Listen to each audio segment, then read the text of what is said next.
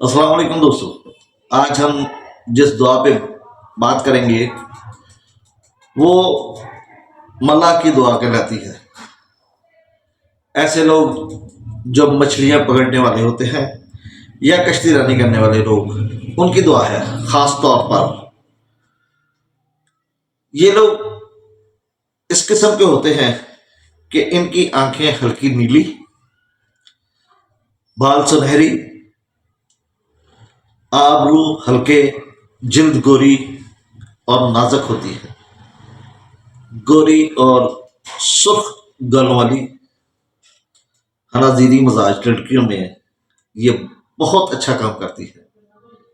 ये एक स्पेसिफिक किस्म है लोगों की जिन पे ये दुआ बहुत अच्छा काम करती है, लेकिन इससे हटकर भी दूसरे लोगों पर भी काम करती है। या यूं समझ लें कि ये दुआ, ये जो अभी पिक्चर बयान की है, ये इसकी एक स्पेशल कॉन्स्टिट्यूशन है जिस पे ये दुआ बहुत अच्छा काम करती है। इसको ऐसे एहसास होता है जैसे चेहरे पर मकड़ी का जाला होता है। दोस्तों, यही एहसास ग्रेफाइट्स में, बोरेक्स में और ब्राइट आकार में पाया जाता है।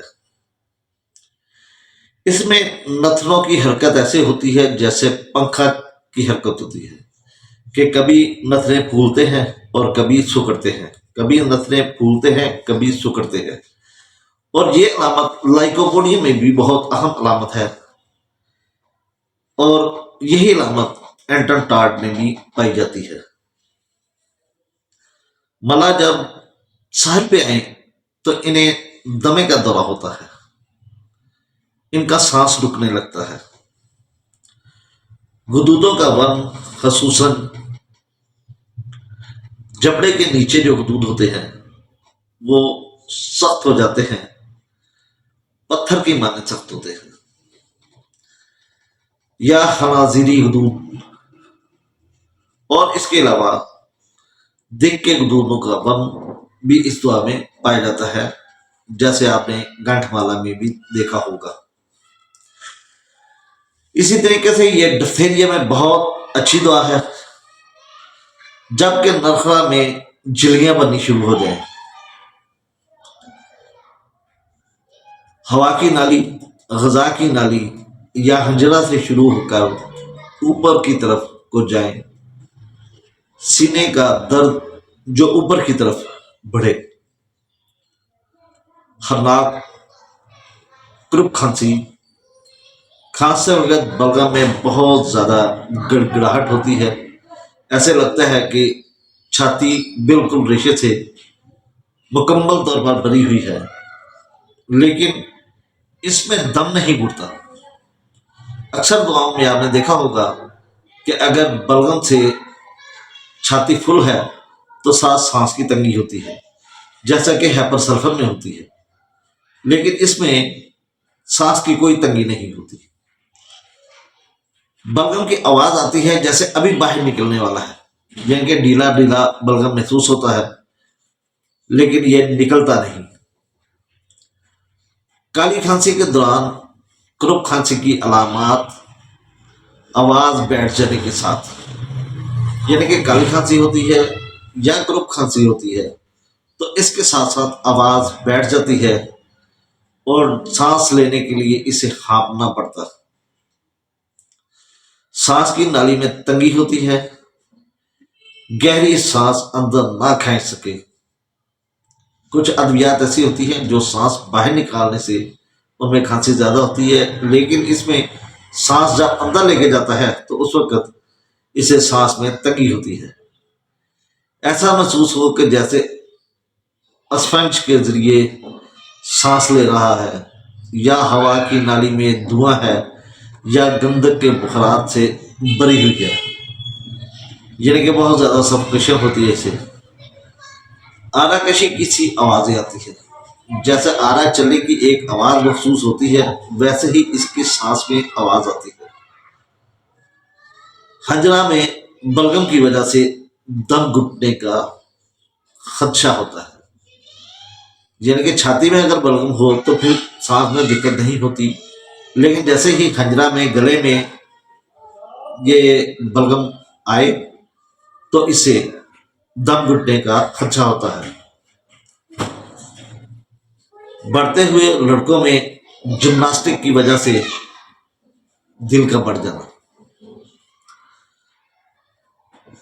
اگر بڑھتے ہوئے لوگوں میں بچوں میں جمناسٹک کرنے کی وجہ سے دل بڑھ جائے تو اس کے لیے برومیم گوئی ہوتی ہے، اور اگر لڑکیوں میں ہلکی سی اچھل کود کرنے کی وجہ سے اگر دل بڑھ جائے تو پھر دعا کاسٹکم ہوتی ہے۔ لیکن اگر زیادہ ایکسرسائز کرنے سے دل پھیل جائے تو پھر دعا روسٹاکس بھی ہو سکتی ہے اور آرنیکا بھی ہو سکتی ہے، اگر کڑی ایکسرسائز کرنے کی وجہ سے دل پھیل جائے تو۔ رحم جو ہے اس میں انلارجمنٹ آ جاتی ہے، رحم کھل جاتا ہے، اور اس میں ایک خاص علامت یہ ہے کہ شرمگاہ سے اونچی آواز میں ہوا خارج ہوتی ہے۔ ایک تو ویسے ہوا خارج ہونا، اونچی آواز میں باقاعدہ اس کی آواز آتی ہے، اور یہ علامت لائکوپوڈیم میں بھی پائی جاتی ہے۔ اس کا حیض جلدی آتا ہے اور زیادہ دیر تک قائم رہتا ہے۔ اندام نہانی کی جھلی کی وجہ سے حیض میں درد ہوتا ہے، یعنی کہ جھلی میں خرابی ہوتی ہے جس کی وجہ سے حیض دقت کے ساتھ یعنی کہ درد کے ساتھ آتا ہے۔ اندر سانس کھینچتے وقت کھنجرا میں ٹھنڈک کا احساس، ایسا لگتا ہے جیسے سانس اندر جب لے کے جاتا ہے تو ہنجرا جو ہوتا ہے گلا، اس میں ٹھنڈک کا ایک احساس ہوتا ہے۔ داڑھی منڈوانے کے بعد یعنی کہ ہاتھ بنوانے کے بعد اس میں کمی واقع ہوتی ہے۔ اگر ہاتھ بنوانے کے بعد گلے کی پرابلم ہو تو کاربو اینیمیلس ایک زبردست دعا ہوتی ہے۔ اگر سر کے بال کٹوانے سے سر درد ہو تو پھر دعا بیلاڈونا ہوتی ہے۔ دوستو اس میں سخت قسم کا گیگا ہوتا ہے، یعنی کہ گلڑ جو کہ انتہائی سخت ہوتا ہے۔ اگر اس میں آئیڈیم فیل ہو جائے تو پھر برومیم اسے شفا یاب کر دیتی ہے۔ گروپ کھانسی میں اگر آئیڈیم، فاسفورس، ہیپر سلفر، اسپونجیا فیل ہو جائیں تو برومیم انہیں شفا دیتی ہے، خصوصاً اگر آئیڈیم کے بار بار تکلیف کے دورے ہو جائیں کہ آئیڈیم استعمال کی ٹھیک ہوا، پھر آئیڈیم استعمال کی پھر ٹھیک ہوا، اگر بار بار دورے ہوں تو اصل میں دعا برومیم ہوتی ہے۔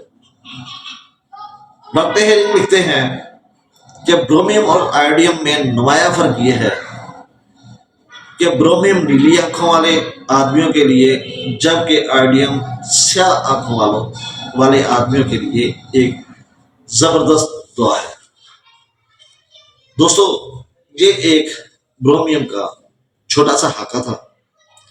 برومیم کی مین علامات یعنی کہ برومیم کی پکچر کو سمجھنے کے لیے جو ضروری علامات تھی وہ بیان کر دی گئی ہے۔